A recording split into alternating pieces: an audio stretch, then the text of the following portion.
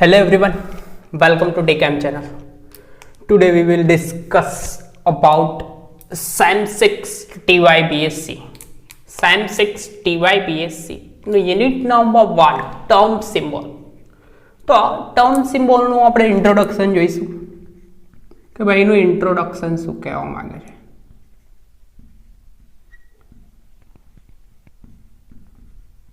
Term સિમ્બોલની definition જોવા જાય કે પરમાણુમાં રહેલા શક્તિ સ્તર, પરમાણુમાં રહેલા ઇલેક્ટ્રોનના ગોઠવણીના કારણે ઉદ્ભવતી સ્પેક્ટ્રોસ્કોપિક સ્તરને દર્શાવવા માટે ટર્મ સિમ્બોલનો યુઝ થાય. એટલે કે ઇલેક્ટ્રોન જે ગોઠવાયેલા છે એમાં ઇલેક્ટ્રોનની શક્તિ જે દર્શાવવા માટે જે ટર્મનો યુઝ થાય છે જેને ટર્મ સિમ્બોલ તરીકે યુઝ કરવામાં આવે છે. હવે પરમાણુની વાત કરીએ, પહેલેથી ડિસ્કશન ઇન્ટ્રોડક્શનમાં જઈશું આપણે એટમ.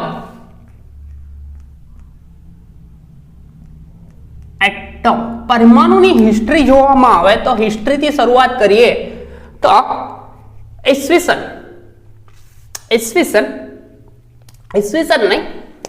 પૂર્વેની વાત છે કે ઈસવીસન પૂર્વેની વાત એટલે કે સમયગાળો તો 380 to 400 BC. આ સમયગાળા દરમિયાન એટલે કે 380 થી 400 BC પહેલા એ સમયગાળા ઈસવીસન પૂર્વેની વાત છે. તો એ સમયમાં આપણા ઋષિ ઇન્ડિયન ફિલોસોફર આપણા ઋષિ હતા મહાઋષિ કનાડ. એમને એક કથન આપ્યું હતું. એમને કથન એવું આપ્યું હતું કે જ્યારે પણ કોઈ પણ પદાર્થને તોડવામાં આવે તો એક સમય એવો આવે તો એ પદાર્થ તૂટવાનું બંધ થઈ જાય. એટલે કે સપોઝ આપણે ચોકને લઈને હથોડાથી પણ તોડીએ, હથોડો મારીને તોડવામાં આવે તો એક સમય એવો આવે કે આ ચોકનો એક નાનો કણ જે છે એટલે કે પાર્ટિકલ છે તૂટવાનું બંધ થઈ જાય. એટલે કે અનબ્રેકેબલ પાર્ટિકલ મળે. એટલે કે કોઈ પણ પદાર્થને તોડવામાં આવે તો એક નાનામાં નાનો ભાગ મળે છે. તો એ ઇન્ડિયન ફિલોસોફર એટલે કે 380 થી ઇન્ડિયન ફિલોસોફર મહાઋષિ કનાડ,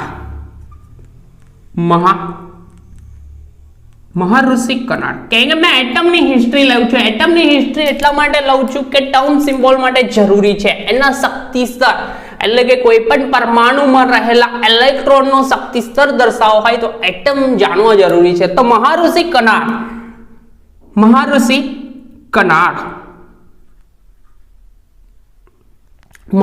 કનાડે આ જે અનબ્રેકેબલ પાર્ટિકલ એટલે કે જ્યારે કોઈ પણ પદાર્થને તોડવામાં આવે તો એક સમય એવો આવે કે આ ભાઈ તૂટવાનું બંધ થઈ જાય. તો તૂટવાનું બંધ થાય તો તે જે પાર્ટિકલ હતો એને નામ આપ્યું કણ. શું નામ આપ્યું? કણ નામ આપ્યું. બરાબર.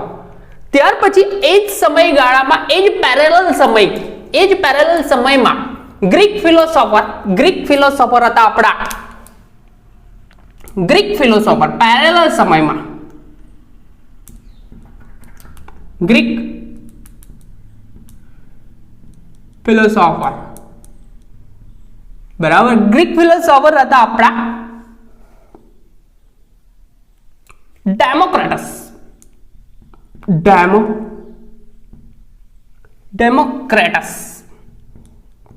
તો આ ડેમોક્રેટસ ભાઈએ સેમ ટુ સેમ પેરેલલ કથન આપ્યું કે જ્યારે પણ કોઈ પણ પદાર્થને તોડવામાં આવે તો એક સમય એવો આવે કે એ પદાર્થ તૂટતો બંધ થઈ જાય. તો એ જે વસ્તુ જે મળી અનબ્રેકેબલ વસ્તુ મળી એને નામ આપ્યું એટોમિયો. શું નામ આપ્યું? એટોમિયો. હવે આ એટોમિયો જે વર્ડ છે ગ્રીક ફિલોસોફરે જે આપેલો એટોમિયો વર્ડ છે તે એ વર્ડનું બાયોલોજિકલ વર્ડ છે. તો એ બાયોલોજિકલ વર્ડનું આપણે ઇંગ્લિશ વર્ઝન કરવામાં આવે તો એ મીન્સ અન અને ટોમિયો મીન્સ કટેબલ. એટલે કે બાયોલોજીમાં જ્યારે પણ સર્જરી કરવામાં આવે, કટ કરવામાં આવે તો અનકટેબલ એટલે કે અનડિવાઇડેબલ, તો આ અનડિવાઇડેબલ અનકટેબલ જે પાર્ટ હતો તેનું નામ આવ્યું એટમ. એટમ એટમ નામ તરીકે, એટમ એટલે કે આપણો પરમાણુ. તો આ પરમાણુની શોધ આ સમયમાં થઈ ગયેલી, પરંતુ પ્રોબ્લેમ એક હતો કે આ બંને ફિલોસોફર જે હતા એમને જે શોધ કરી એટલે કે તે વખતેનું એજ્યુકેશન સિસ્ટમ હતી જે ઓરલી હતી, એટલે કે લખાણમાં કોઈ પણ પ્રકારનું લખાણ ન હતું. જ્યારે હમણાં કેમિસ્ટ્રીની વાત કરીએ કે કોઈ પણ રિસર્ચ હોય તો રિસર્ચને રિટર્નમાં આપવું પડે, તો રિટર્નમાં ઈસવીસન 19મી સદીમાં આપણા ભાઈ 19મી સદીના સાયન્ટિસ્ટ આપણા ભાઈ 1808માં ઈસવીસન 1808માં આપણા ભાઈ જે હતા કોણ ડાલ્ટન, કોણ હતા ડાલ્ટન ભાઈએ ડાલ્ટનનો પરમાણુય સિદ્ધાંત રજૂ કર્યો, જેમાં એક જ પ્રકારના પરમાણુના સમૂહને તત્વ કહે છે ને એવી બધા ડાલ્ટનનો આખો પરમાણુય સિદ્ધાંત છે 11th-12th માં આવે છે. તો ડાલ્ટનનો પરમાણુય અને તો ડાલ્ટનનો પરમાણુય સિદ્ધાંત, તો આ ડાલ્ટનના પરમાણુય સિદ્ધાંતની રજૂઆત કરી કોને ડાલ્ટન બની, એટલે કે પરમાણુને એટમની શોધ જે છે, એટમની ડિસ્કવરી કોના હાથે જાય છે ડાલ્ટન ભાઈના હાથે જાય છે, બરાબર છે. તો ડાલ્ટને શોધ કરી એમ કહેવામાં આવે છે. ત્યાર પછી થોડા સમય પછી આપણા સર જે થોમ્સન જેમને સરની ઉપાધિ મળી છે, કેમ મળી છે એનું ડિસ્કશન નથી કરતો, કારણ કે એમને ડિસ્કવરી કરી હતી ઇલેક્ટ્રોનની ડિસ્કવરી, એના પરથી એમને સરની ઉપાધિ મળી છે.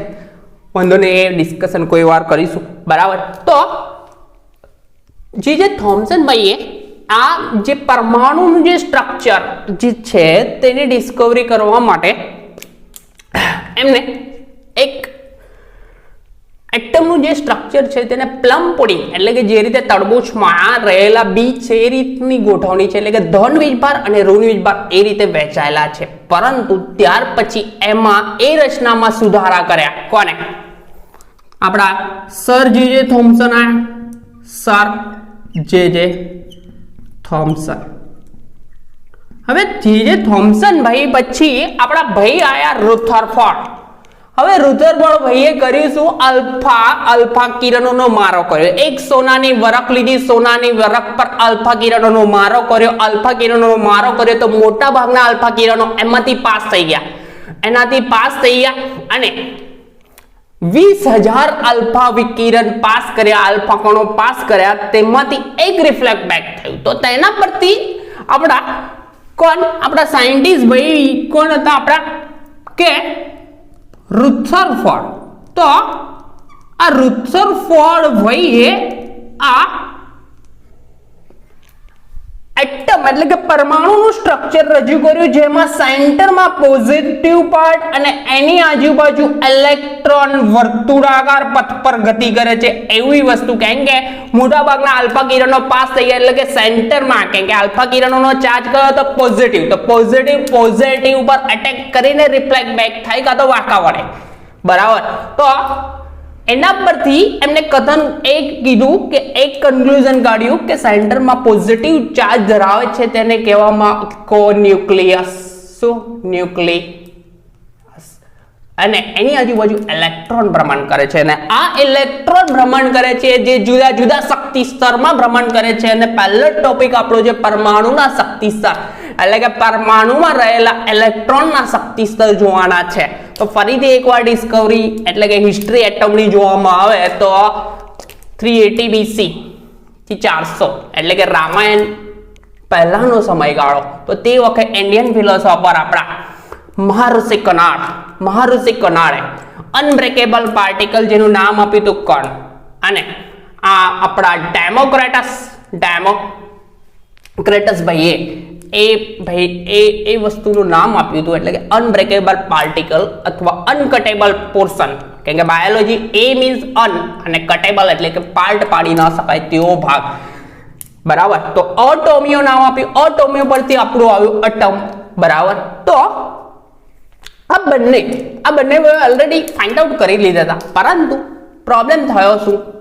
1808 માં આપણા ડાલ્ટનભાઈએ ડાલ્ટનનો પરમાણુય સિદ્ધાંત રજૂ કર્યો, જે બ્રિટનમાં કેમિકલ જર્નલમાં દર્શાવ્યો.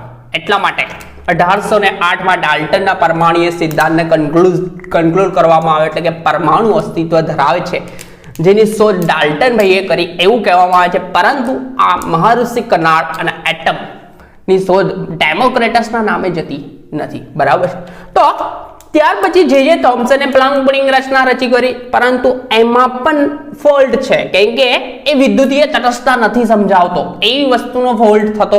તો એના પછી રુથરફોર્ડે આલ્ફા કિરણોનો મારો કર્યો અને મોટા ભાગના આલ્ફા કિરણો પાસ થઈ ગયા, એટલે કે પરમાણુનો મોટો ભાગ ખાલી છે અને સેન્ટરમાં કોણ છે? પોઝિટિવ ચાર્જ, અને ઇલેક્ટ્રોન એની આજુબાજુ વર્તુળાકાર પથ પર ગતિ કરે છે. અને એમાં બી ફોલ્ટ હતા, પણ એમાં બી ફોલ્ટ કે કયા છે તે આગળ સુધારા નીલ બોહર ભાઈએ કર્યા હતા, એ પછી આપણે ડિસ્કશન કરવું નહીં. પરંતુ આ ઇલેક્ટ્રોન જુદી જુદી કક્ષામાં ભ્રમણ કરે છે, એટલે કે જુદા જુદા શક્તિ સ્તર હોય છે, અને આ શક્તિ સ્તરને દર્શાવવા માટે આપણા ભાઈઓએ ફાઇન્ડ આઉટ કર્યા ક્વોન્ટમ આર્ક. અને ક્વોન્ટમ આર્ક જાણવા જરૂરી છે, કેમ કે શક્તિ સ્તરના આધારે આપણા ટર્મ સિમ્બોલ આવે છે, અને ટર્મ સિમ્બોલ જો ડિટેલમાં ભણવા હોય તો આ વસ્તુ જરૂરી છે. તો પહેલો ક્વોન્ટમ આર્ક જે છે આપણો ઇન્ટ્રોડક્શનમાં પહેલો ક્વોન્ટમ આર્ક એટલે કે પરમાણુના શક્તિ સ્તર ટોપિક આવો છે. તો પહેલો ક્વોન્ટમ આર્ક શક્તિ સ્તર દર્શાવવા માટે જે ક્વોન્ટમ આર્ક દર્શાવાય છે, તે પહેલો જ ક્વોન્ટમ આર્ક આપણો છે, કયો છે? મુખ્ય ક્વોન્ટમ આર્ક. હવે મુખ્ય ક્વોન્ટમ આર્ક ભાઈ કહે છે શું તે જોઈએ. તો મુખ્ય ક્વોન્ટમ આર્ક એવું કહે છે કે જનરલી પેટ રબ કરી દો, કેમ કે બોર્ડ વર્ક કર્યા વગર મને એક્સપ્લેન કરવાનું નથી ગમતું.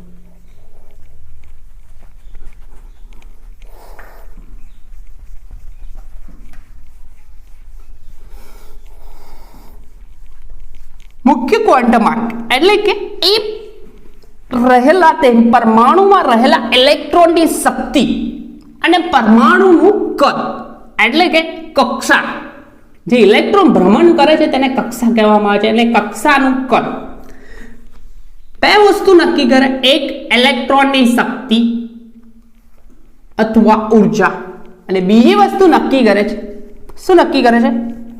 કક્ષાનું કદ. તો પહેલો ટોપિક છે આપણો પરમાણુના શક્તિ સ્તર. તો પરમાણુના શક્તિ સ્તર જોવા હોય તો આપણે ક્વોન્ટમ આર્કથી દર્શાવી શકીએ. શેનાથી દર્શાવાય? Quantum arc. તો જોઈએ, પહેલું છે પરમાણુના શક્તિ સ્તર. તો પરમાણુના શક્તિ સ્તર એટલે કે એનર્જી, એમાં રહેલા ઇલેક્ટ્રોન જુદી જુદી રીતે ગોઠવાય છે, એના આધારે જુદા જુદા સ્પેક્ટ્રોસ્કોપિક સ્તર મળે છે, અને તેને ટર્મ સિમ્બોલ કહે છે. તો એના શક્તિ જાણવી જરૂરી છે. તો પહેલી જ વસ્તુ આપણી એનર્જી જોવામાં આવે તો પહેલો જ પોઈન્ટ આપણો ભાઈનો છે એક મુખ્ય ક્વોન્ટમ આર્ક. હવે મુખ્ય ક્વોન્ટમ આર્ક જેને n વડે દર્શાવવામાં આવે છે, એટલે કે જ્યારે પણ સેન્ટરમાં ન્યુક્લિયસ એની આજુબાજુ ઇલેક્ટ્રોન ભ્રમણ કરતો હોય, બરાબર છે, તો ઇલેક્ટ્રોન ભ્રમણ કરતો હોય તો n બરાબર 1, n બરાબર 2, n બરાબર 3, n બરાબર 4, એટલે કે જનરલી મુખ્ય ક્વોન્ટમ આર્કને પૂર્ણાંક સંખ્યા વડે n બરાબર 1, 2, 3 ડેશ ડેશ ડેશ n વડે દર્શાવવામાં આવે છે, બરાબર, મુખ્ય ક્વોન્ટમ આર્ક. અને આ મુખ્ય ક્વોન્ટમ આર્ક ભાઈ દર્શાવે છે શું? બે વસ્તુ દર્શાવે. એક, પહેલું કે શક્તિ અથવા ઉર્જા, શક્તિ એન્ડ સેકન્ડ વન દર્શાવે છે આ ભાઈ કક્ષાનું કદ દર્શાવે છે, કક્ષાનું કદ, આ બે વસ્તુ દર્શાવે છે, બરાબર. તો મુખ્ય ક્વોન્ટમ આંક બે વસ્તુ દર્શાવે એટલે કે કઈ કક્ષામાં ભ્રમણ કરે છે. જેમ જેમ મુખ્ય ક્વોન્ટમ આંક n નું મૂલ્ય વધતું જાય એટલે કે કક્ષાનું કદ એટલે કે એટમનું કદ વધતું જશે, બરાબર છે. એકદમ સિમ્પલ છે. આ મુખ્ય ક્વોન્ટમ આંક થયો. બીજી વસ્તુ આપણી છે કોણીય વેગમાન ક્વોન્ટમ આંક છે ને L વડે દર્શાવવામાં આવે છે. હવે કોણીય વેગમાન ક્વોન્ટમ આંકની વાત કરીએ કે જ્યારે પણ ઇલેક્ટ્રોન વર્તુળાકાર પથ પર ગતિ કરે એટલે કે અહીંયા આ સેન્ટરની આજુબાજુ અહીંયા ઇલેક્ટ્રોન ભ્રમણ કરે છે, બરાબર. તો ઇલેક્ટ્રોન આ વર્તુળાકાર પથ પર ગતિ કરે, ઇલેક્ટ્રોન વર્તુળાકાર પથ પર ગતિ કરે એટલે કે કોણીય ગતિ થાય, એટલે કે કોણીય વર્તુળાકાર પથ પર જ્યારે પણ ગતિ થાય એટલે ગતિ કઈ થાય? પ્રવેગિત ગતિ થાય, એટલે કે પ્રવેગિત ગતિ થાય એટલે કે વેગમાન ઉત્પન્ન કરે અને એ કોણીય વેગમાન ક્વોન્ટમ આંક L દર્શાવે. હવે આ L જે છે કોણીય વેગમાન ક્વોન્ટમ આંક L નું મૂલ્ય જે છે તે બે વસ્તુ દર્શાવે. શું દર્શાવે? બે વસ્તુ એટલે કક્ષક કઈ છે તે દર્શાવશે, કક્ષા કઈ છે તે દર્શાવશે. તો પહેલી વસ્તુ, એક જ સેકન્ડ, તો આ ભાઈ કોણીય વેગમાન ક્વોન્ટમ આંક શું દર્શાવશે તેની વાત કરીએ પછી પહેલા કક્ષકનો સદિશ આકાર દર્શાવશે. એક તો કક્ષકનો સદિશ આકાર. હવે આ સદિશ આકાર કઈ રીતે દર્શાવે છે તે મેં એક્સપ્લેન કરું છું. કોણીય વેગમાન ક્વોન્ટમ આંક અથવા ગૌણ ક્વોન્ટમ આંક પણ કહેવામાં આવે છે અને ત્રીજું એઝિમ્યુથલ ક્વોન્ટમ આંક પણ કહેવામાં આવે છે. તો કઈ રીતના? તો L નું મૂલ્ય જનરલી 0 થી લઈ આ સૂત્રનો યુઝ કરવાનો છે ભાઈ, n-1 સુધીનું હોય. તો સપોઝ જો n નું મૂલ્ય 1 હોય તો L નું મૂલ્ય, તો L ની વેલ્યુ પુટ કરું તો 0 થી 0, n બરાબર 1 કરું તો 0 જ આવશે. તો કઈ કક્ષક મળે? S કક્ષક. ખબર પડી? એકદમ સિમ્પલ. અહીંયા n ની જગ્યાએ મેં 0 પુટ કર્યું. જો n નું મૂલ્ય 2 હોય, 2, તો L ના મૂલ્ય 2 મળશે. 0 તો મળવાનું છે અને L બરાબર શું મળશે? 2 - 1 એટલે કે 1. તો 0 હોય તો S કક્ષક અને 1 હોય તો P કક્ષક. એટલે કે 2 પ્રકારની બે કક્ષક હોય, એક 1 પ્રકારની તો 1s જ હોય, 2 પ્રકારની 2s પણ હોય છે and 2p પણ હોય છે, બરાબર. ત્યાર પછી n નું મૂલ્ય 3 હોય તો L ના મૂલ્ય ટોટલ 0, પછી 0 થી વચ્ચેના બધા લઈ લેવાય. 0 થી n-1 એટલે કે 3 - 1 એટલે કે 2, 0 થી 2 સુધીના બધા મૂલ્ય 0, 1 and 2. તો 3 પ્રકારની 3 કક્ષક આવે છે, 3s, 3p and 3d. L નું મૂલ્ય 1 તો કઈ કક્ષક હોય? જો L નું મૂલ્ય 0 તો S, 1 હોય તો P અને L નું મૂલ્ય 2 હોય તો D. ખબર પડે? તો અહીંયા 3 પ્રકારની એટલે કે 3s, 3p અને 3d દર્શાવી શકાય. તો આ જ રીતે આપણે કોણીય વેગમાન ક્વોન્ટમ આંકના આધારે આપણે શું નક્કી કરી શકીએ? કક્ષકોનો સદિશ આકાર એટલે કે S કક્ષક જેનો આકાર કેવો છે આપણો? ગોળીય. કયો છે? ગોળીય. S કક્ષક જ છે, આનો બી આકાર સેમ ટુ સેમ ગોળીય. P કક્ષક જેનો આકાર ડમ્બેલ. કેવો આકાર છે? ડમ્બેલ આકાર છે. કેવો આકાર છે? ડમ્બેલ. S કક્ષકનો આકાર ડમ્બેલ, P નો ડમ્બેલ, D નો પણ ડમ્બેલ, S નો ગોળીય. ખાલી S કક્ષક એનો આકાર એક ગોળીય. આ બંનેના કેવા આવશે? ડમ્બેલ આકાર. ખબર છે? ભણી ગયા છે પહેલા એટલે કોઈ પ્રોબ્લેમ નહીં, પણ બેઝિક એટલા માટે જવું જરૂરી છે કારણ કે આ ટર્મ સિમ્બોલમાં આ વસ્તુ જાણવી જરૂરી છે. આના વગર આગળ કશું જાય નહીં. તો બે ક્વોન્ટમ આંક એટલે કે શક્તિ સ્તર દર્શાવવા માટેના બે ક્વોન્ટમ આંક, મુખ્ય ક્વોન્ટમ આંક જે શક્તિ નક્કી કરે બરાબર, અને કક્ષકનું કદ નક્કી કરશે, એટલે કે પરમાણુનું કદ નક્કી કરશે. બીજી વસ્તુ કે કોણીય વેગમાન ક્વોન્ટમમાં. કોણીય વેગમાન કેમ આવ્યું? કેમ કે ઇલેક્ટ્રોન કોણીય પથ પર ગતિ કરે, કોણીય પથ પર ગતિ કરે એટલે કે ઉત્પન્ન કરે કોણીય વેગમાન ક્વોન્ટમ આંક. બરાબર, તો કોણીય વેગમાન ક્વોન્ટમ આંકના આધારે કક્ષકોના સદિશ આકાર નક્કી થાય. ત્યાર પછી ત્રીજી વસ્તુ પણ ઇમ્પોર્ટન્ટ છે, ચુંબકીય ક્વોન્ટમ આંક. હવે ચુંબકીય ક્વોન્ટમ આંક અમે રબ કરું છું, બાજુમાં એક્સપ્લેન કરતો થઉં છું એટલે તમને એક્ઝેક્ટ આઈડિયા આવી જશે. તો ચુંબકીય ક્વોન્ટમ આંકની વસ્તુ એમ છે કે જ્યારે પણ ચુંબકીય ક્વોન્ટમ આંક કે જ્યારે પણ કોઈ પણ ભય એટલે કે સેન્ટરમાં ન્યુક્લિયસ છે, પોઝિટિવ ચાર્જ ધરાવતું પ્રોટોન અને ન્યુટ્રોન બંને ધરાવે છે, એની આજુબાજુ આ રીતના ઇલેક્ટ્રોન ગતિ કરે કે વર્તુળાકાર પથ પર ગતિ કરે એટલે કે થાય શું? પ્રવેગિત ગતિ થાય. જ્યારે પણ વીજભારિત કણ પ્રવેગિત ગતિ કરે એટલે કે ઉત્પન્ન શું કરે? મેગ્નેટિક ફિલ્ડ ઉત્પન્ન કરે એટલે કે ચુંબકીય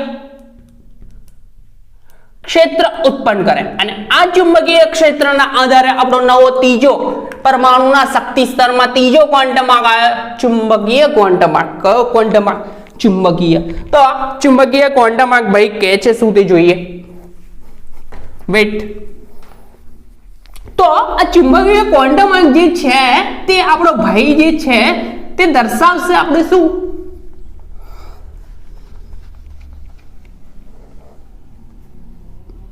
કક્ષકોના પેટાકોષની સંખ્યા. હવે કઈ રીતના આવે છે તમે એક્સપ્લેન કરીશ તો ખબર પડી જશે. સિમ્પલ છે એકદમ.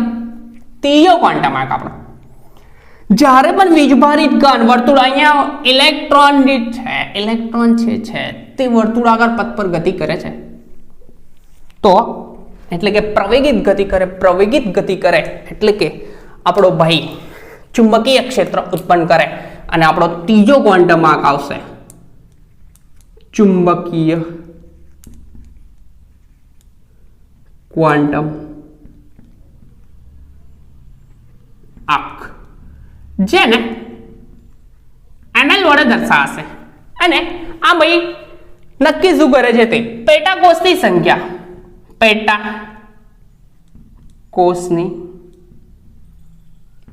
સંખ્યા. હવે કઈ રીતના તે? તો આપણને L ગૌણ ક્વોન્ટમ આંક તો મળી ગયો, તો પેટાકોષની સંખ્યા કઈ રીતના નક્કી થાય તે? તો ml નું સૂત્ર છે ભાઈનું, ml equal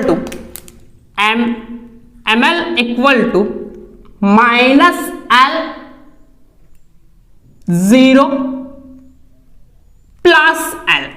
બરાબર, ml નું મૂલ્ય કેવું છે? minus L 0 plus L. હવે સપોઝ આપણા જોડે L equal to 0 હોય, કેટલા હોય?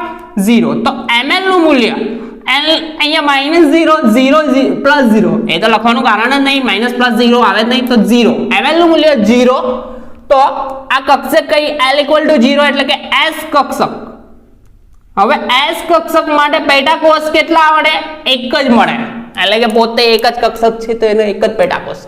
જો L બરાબર અહીંયા એક જ કોષ મળે, S કક્ષકનો એક જ કોષ, L બરાબર 1 હોય તો ml ના મૂલ્યો ટોટલ L ની જગ્યાએ -1 પછી 0 પ્લસ 1, તો ટોટલ પેટાકોષ કેટલા મળ્યા?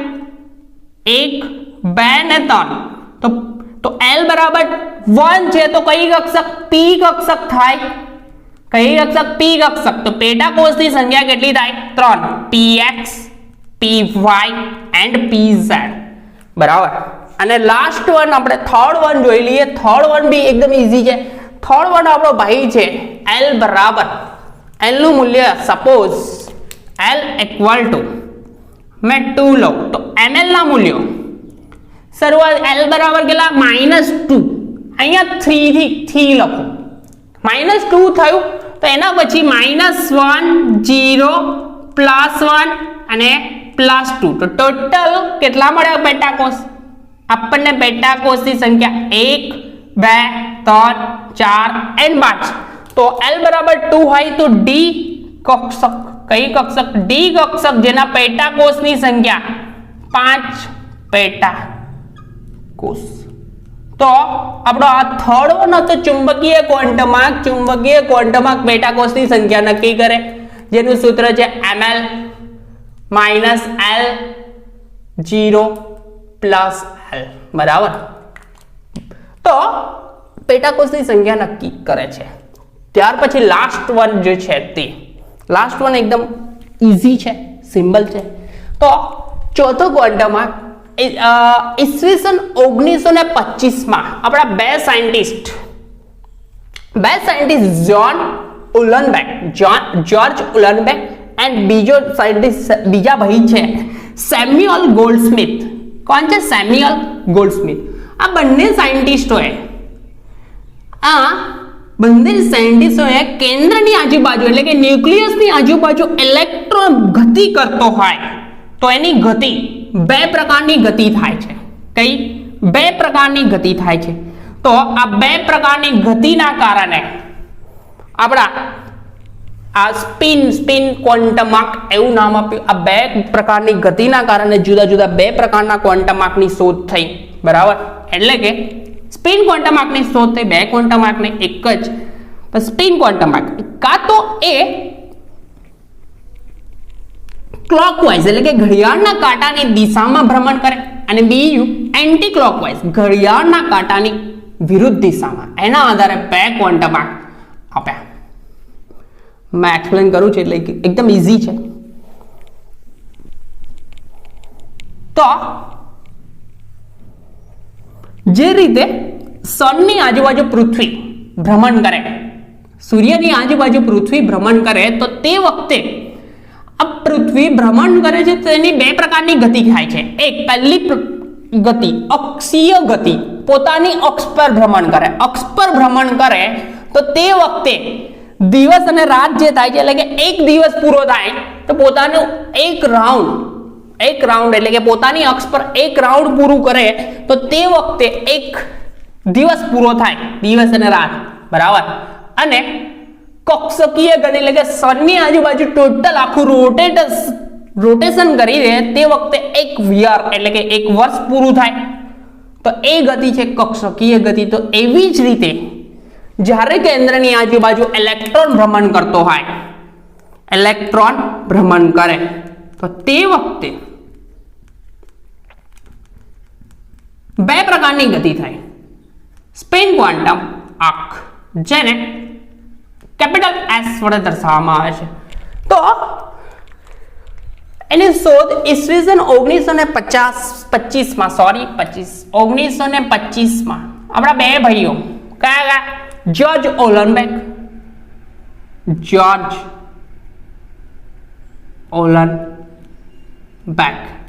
એન્ડ સેકન્ડ વન છે સેમ્યુઅલ